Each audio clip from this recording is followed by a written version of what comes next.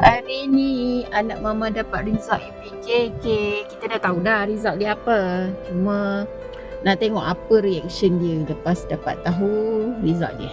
Okay?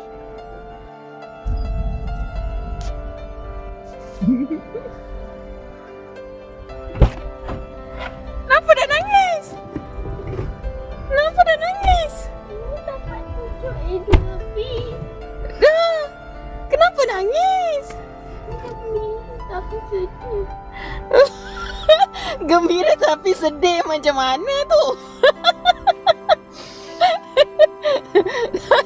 Alah, siannya anak mama. Nenek balap mama. Aduh, dapat keputusan bagus pun nangis macam mana? Sebab kakak Nana marah Ya. Alah, kurang satu je. Kakak Sasha dah sama dah. Apalah. Okey dah, adik tengok keputusan kat siapa? Tu. Tahniah adik. Tengok, gembira tak tu? Oh no, sedih.